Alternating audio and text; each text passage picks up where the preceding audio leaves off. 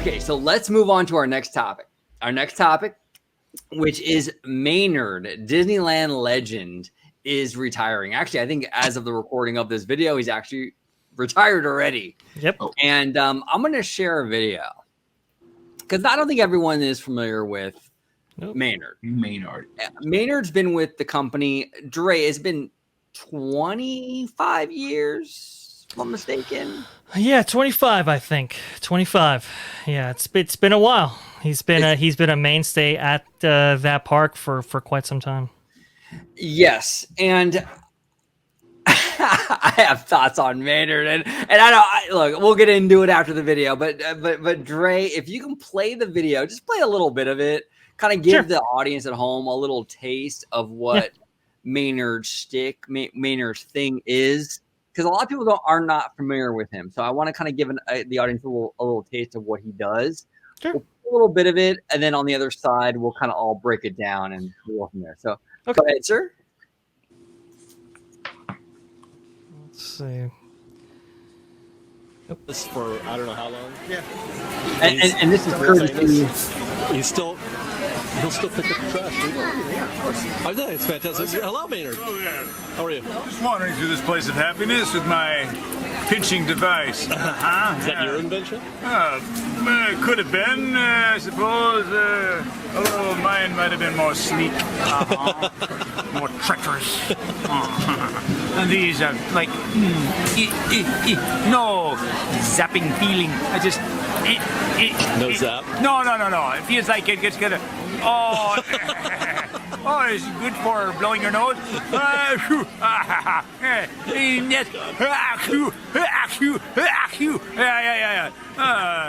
That'll make him think twice about selling them for such a low expense. Maybe it should be so much higher. Just imagine all the people across the country who have a sneezing attitude and Sneezing attitude. Yeah, the sneezing attitude. Invisible babies, how do you like my new tool? I didn't make it, no, but do you want to sneeze as a charity? Okay. I love it, okay? Okay. More sneezing people. All right. Okay. All right. I got you. I think everybody understands. Yeah, that's what he does. This Yes. is what Maynard does. He's been doing this for 20 plus years. That's what he does. And I kind of wanted to talk to you guys about, like, because he is retiring, right? He's been with the company for a long time. And I wanted to kind of go through it and kind of say, like, is there a place for this kind of shtick at Disneyland? As a cast member, does it benefit the park? Is it something that should be happening? Like, because, look, Maynard he did his thing, but he's gone now. Should other cast members sort of adopt this same sort of thing? I'm going to start with you, Dre, with this. What are your thoughts on Maynard? I have a lot of thoughts on Maynard, and I think I have very unpopular opinions on this.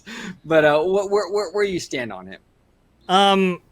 So there's the objective and there's the subjective, right? Okay.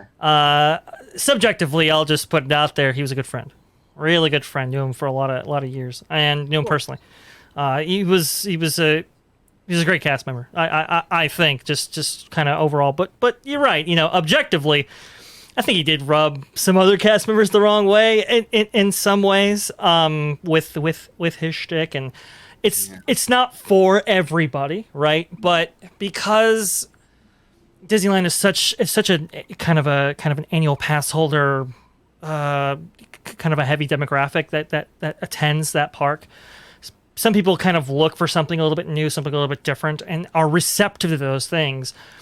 When it comes to, like, maybe the Enchanted Tiki Room, where everybody's kind of seen the show, to have his pre-show there, which was famous and legendary at a certain point, was kind of a refreshing experience. But otherwise, that isn't quite necessarily for everybody. Some people want to experience these parks the way that they were designed to be experienced. And this kind of goes back to, like, this kind of argument of when you have breakout cast members, when you have standout cast members, are they a benefit or a detriment to others when others around them aren't necessarily of that same kind of extrovert on that level, so to speak, right? We brought up the experience with Gaston and how he was removed. He was removed because a lot of people seeing that video, wanted to engage in that same behavior with the other Gastons that would, be in that role, so to speak. And he's just like, "Oh, what are you talking about?" It's and it causes problems, right? When you have the good Gaston versus kind of the average Gastons, and in this way you see that with maybe Maynard. It's one of those things, and sometimes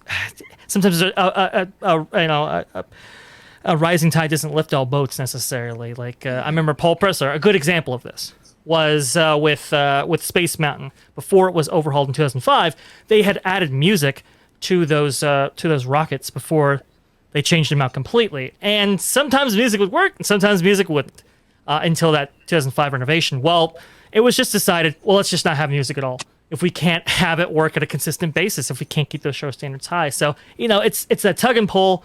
I get it. He wasn't for everybody. But, for me personally, he was a good friend. Yeah, no, and I respect that. And here's my thing. Here's my thing with Maynard. I think I have actually some really good stuff to say about what he does, and then I have like some not so good stuff. But it has nothing to do with him as a person, so I just want to make that very clear. In terms of the shtick, I wasn't a big fan of it because even Walt Disney would say, Disneyland is the show and everything else is really the supporting cast.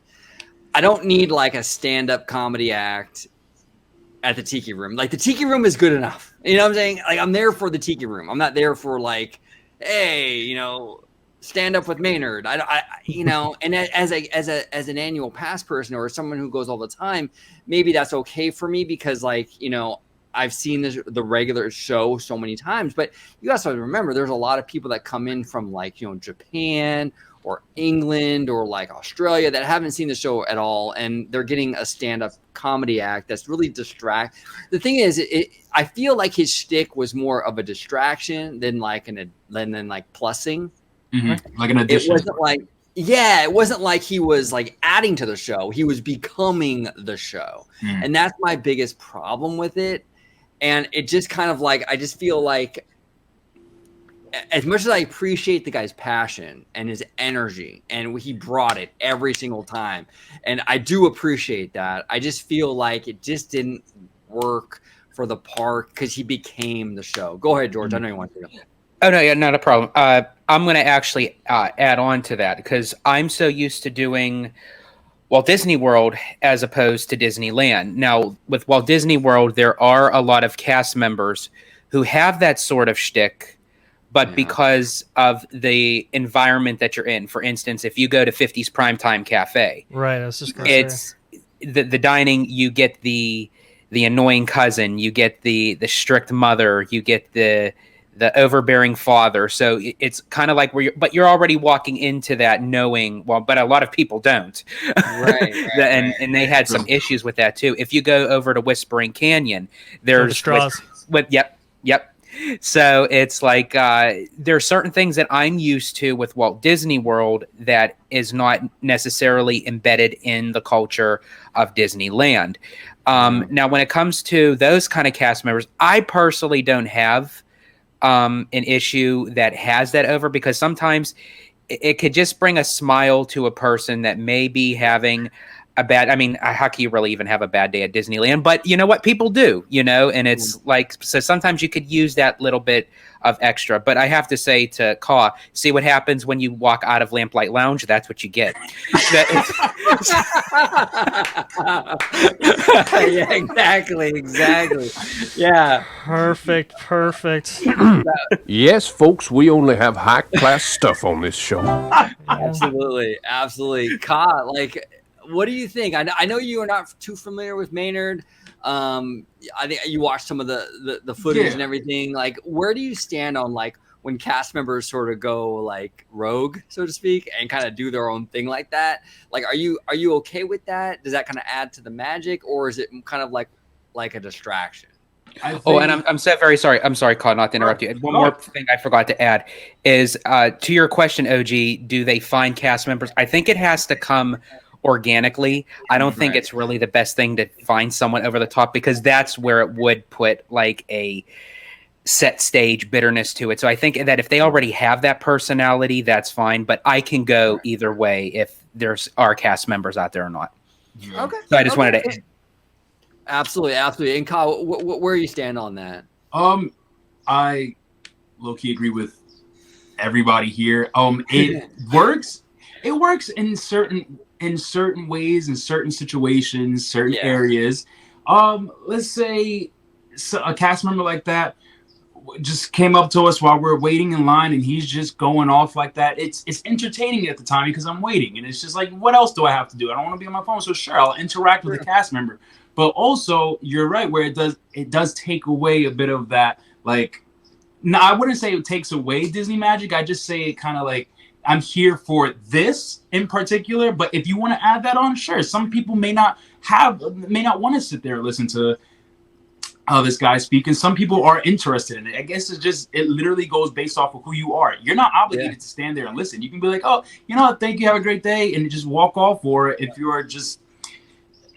want to stand there and listen to this guy speak and do his spiel, that's great. But at the end of the day, I don't think that everybody should expect that from every cast member, because every cast member is that one cast member, you know what I mean? And I guess that does set a tone, I guess, for new people that come here all the time, like, oh, this is how it's supposed to be. Well, I got this one experience from this cast member. The other guys was so, like, I guess, bland or didn't really say much or whatever. So I guess it's a 50-50 thing. Personally, for me, it literally depends on the day. If I'm just, every day is a good day at Disney.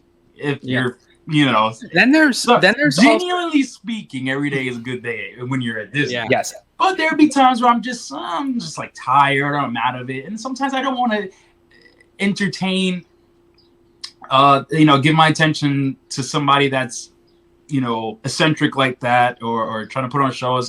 Or there's times where I will suck it up and listen, and sometimes things will be funny, or I'll fake laugh even if it's not funny, just because I know that this person is enjoying what he's doing, that I'll pay attention to it or stuff like that. But I actually had an instance in what was it? Toontown, when I last went in February, this February. One of the cast members, he was just talking to me about it wasn't like he was like very like uppity and just like energetic, and I liked his vibe, and it wasn't more of like he wasn't putting on a persona. It was just like, I guess, him being him, and he was just telling me like Disney facts and random things like that, but he was saying it in a way that was like so energetic, and I was so enthralled, and I listened because I was interested in stuff like that. Now, if I wasn't, I could have been like, I could have heard what he said, thank you, and then left. But I was interested. I was interacting with him. So I guess, like I said, you have people that want to listen, some people don't. It's completely up to you. But I don't think that's expected of, and it shouldn't be expected of every cast member. Only thing that should be expected is common courtesy, niceness, and that's about it. Whatever else Disney puts on your rule book when you sign the contract to work at Disney. You know what I mean? That's about it, really. Now, there's also another cast member, and I can't recall his name. It actually at Walt Disney World at Hollywood Studios. He's always stationed at Tower of Terror, and he gets like really into his role of being like this creepy bellhop sort of. And I can't recall his name. Anyone who knows, please comment down below. The name is missing in my head for some reason, but like he's been there like for how long, and people can recognize his face, and it's honestly not like an expectation, but they kind of know of saying, okay, this guy is really going to deliver.